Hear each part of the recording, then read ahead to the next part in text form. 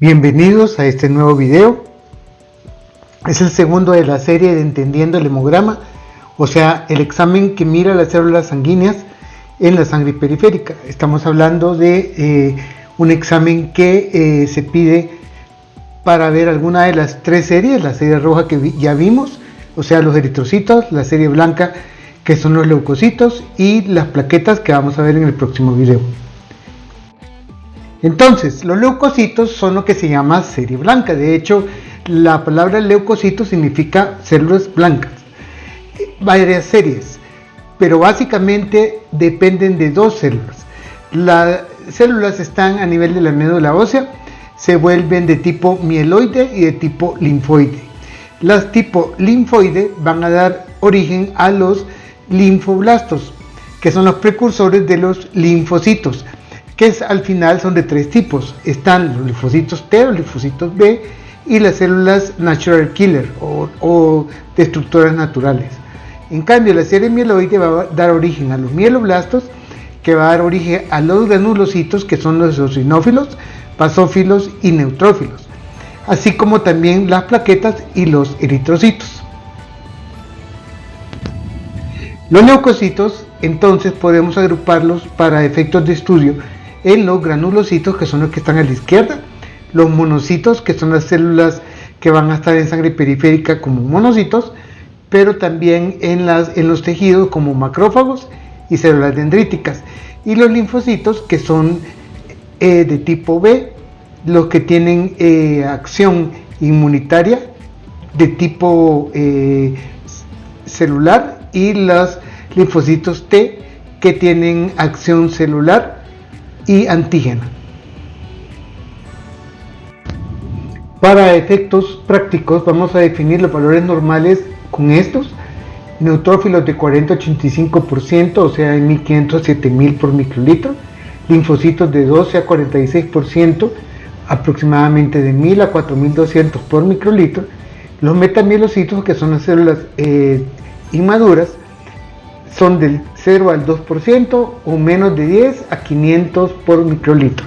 Las bandas, que son las células inmaduras pero que ya salieron a sangre periférica con ciertas funciones, son del 0 al 10%, de 100 a 800 por microlitro. Y los segmentados, que también son células que son inmaduras pero que ya tienen cierta diferenciación, son de 40 a 74% y equivale a 200 a 600 por microlitro. En total los leucocitos, o sea, todos, deben ser de 4 a 12.000 por microlitro. En cuanto a los eosinófilos, son de 0 al 7%, menos de 100 a 200; basófilos de 0 al 3%, menos de 10 a 20 por microlitro; y los monocitos son de 1 a 13%, o sea, de 100 a 800 por microlitro. Vean ustedes las diferencias morfológicas, que tenemos los basófilos, los eosinófilos, los neutrófilos, los monocitos y los linfocitos. Vamos a comenzar a hablar de los neutrófilos. En pocas palabras, son los más abundantes. Se les llama también polimorfonucleares, que son las células maduras. Son los encargados de migrar a los sitios de infección, reconocen las partículas, las ingestan y las destruyen. La función es quimiotaxis, o sea, quiere decir que detectan esas células por medio de algunos receptores, se adhieren a las paredes de los vasos sanguíneos, pueden atravesarlos y luego comienza la fagocitosis, o sea que engullen a estas partículas. Van perdiendo la tinción de acuerdo a más maduros, tienen gránulos que se vuelven de primarios a secundarios. Ese proceso, desde que salen de médula ósea hasta que maduran, toma alrededor de 15 días, y en sangre periférica viven alrededor de 10 horas. Esto es importante porque para seguimiento de medicamentos, o también de ver, digamos, como la respuesta de la médula ósea cuando ya comienzan a tratarse ciertas enfermedades y comienza a desaparecer. Entonces esto es lo que uno debe esperar para que haya una restitución de las células normales. La granulación tóxica no es más que la presencia de células que, en las células que aparecen unos gránulos que son mucho más grandes, y si aparecen estos gránulos, casi que nos quiere decir que hay una infección. En cuanto a las células, entonces van de mieloblastos, la médula ósea, a promielocitos, a mielocitos, luego las bandas, que son las que ya se ven en sangre periférica, y los polimorfonucleares, que son los neutrófilos maduros. La neutrofilia, o sea, el exceso de neutrófilos, más de 7500 por microlitro, traduce infecciones, puede ser un signo de leucemia cuando están muy altos, más de 100.000, y el uso de esteroides, o sea, todos estos medicamentos terminados en ona, hidrocortisona, metilprednisolona, que pueden aumentar el número de neutrófilos. Sin embargo, estos neutrófilos no son totalmente normales, tienen menor capacidad de migrar a los tejidos. Y la neutropenia, o sea, la disminución de neutrófilos, es cuando está menos de 1800 por microlitro de células, pero si está menos de 1000 se llama neutropenia absoluta, y es cuando hay que pensar en utilizar medicamentos para estimular el crecimiento de los neutrófilos. Puede ser por infecciones virales, algunas drogas, trastornos autoinmunes y más que todo el lupus, es el que estamos hablando, y traducen también invasión de médula ósea por un cáncer o alguna enfermedad que produzca la disminución de la función de la médula ósea. Vamos a pasar los linfocitos. Son células pequeñas mononucleadas, muy importantes para la inmunidad celular e inmunidad por anticuerpos. Tenemos los linfocitos B, los linfocitos T y las células NK, como ya hablamos. Los linfocitos B son los que producen estos antígenos que son para atacar los anticuerpos, tienen relación con el vaso, de ahí su nombre B.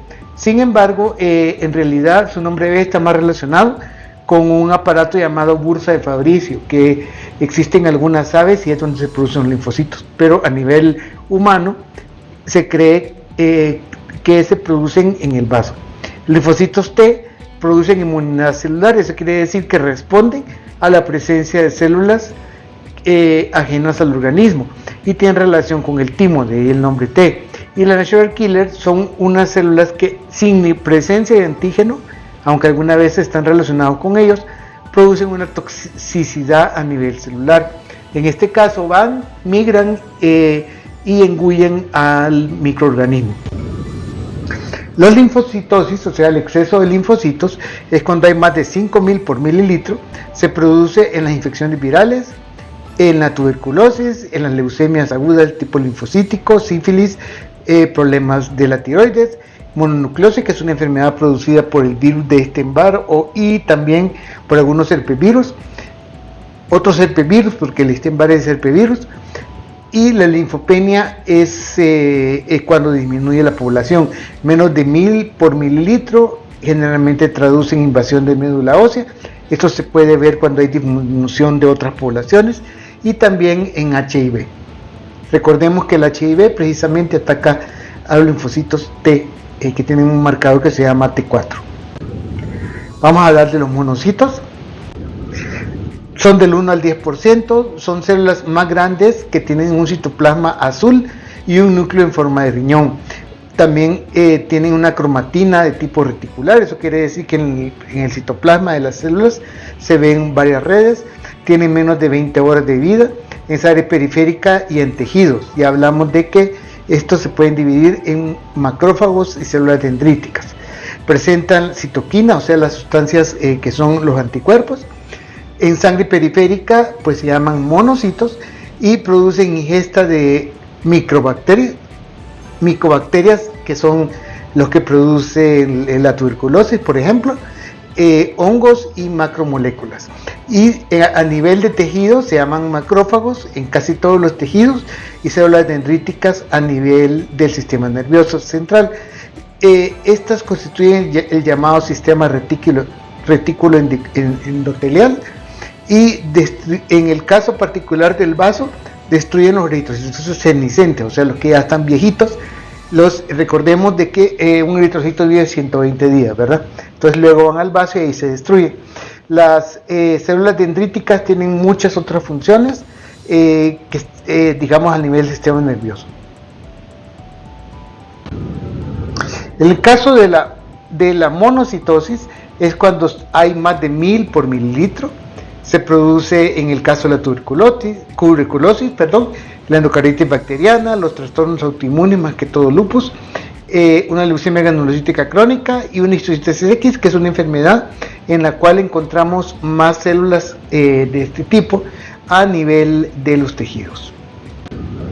Los eosinófilos son característicos de alergias y parásitos, del 5 al 7%, son de núcleo bilobulado, se tienen dos partes, se presentan gránulos rojos, de ahí que se denominen eosinófilos. Por esa razón producen una sustancia llamada interleuquina 3, que es un anticuerpo.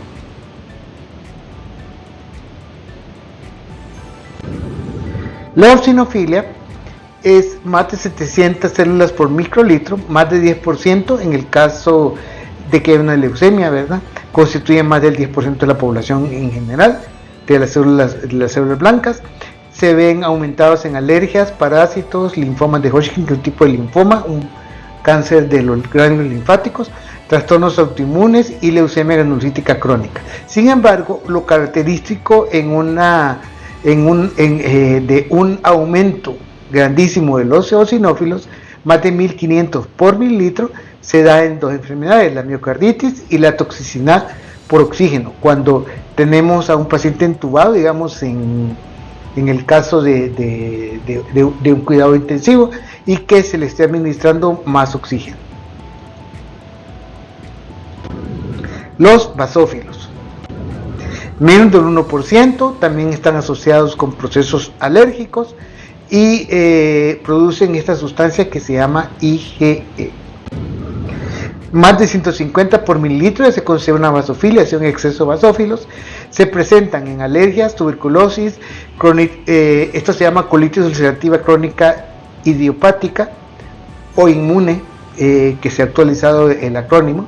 En este caso es un tipo de enfermedad inflamatoria del colon, de tipo crónico, que puede evolucionar a un cáncer, infecciones virales, artritis reumatoide y déficit de hierro. Los basófilos. Entonces, como conclusión, podemos decir de que se está hablando de estas células para orientarse acerca de cuando vean un examen, cuáles son las células. Otra cosa es cuando se pide un hemograma. En el caso particular, yo considero que un hemograma es para tratar de determinar, por ejemplo, si hay inflamaciones. En el caso de una apendicitis, se sospecha mucho por clínica, pero casi que se confirma por una leucocitosis que aumenta mucho los neutrófilos. Otra cosa es para seguimiento, ¿verdad? Que digamos tenemos algún problema como una leucemia, hemos dado algún tratamiento para estimular los leucocitos y queremos ver cómo va la enfermedad. También pues se puede distinguir un probable origen de las infecciones de acuerdo a si orienta, si es bacteriano, en el caso de las micobacterias es sumamente importante, y si es viral el proceso. Así que ayuda mucho al diagnóstico. Muchas gracias por haber visto todo el video, espero que les sea de utilidad y nos vemos en el próximo para terminar la serie de los 3 videos sobre lo que se ve en un hemograma.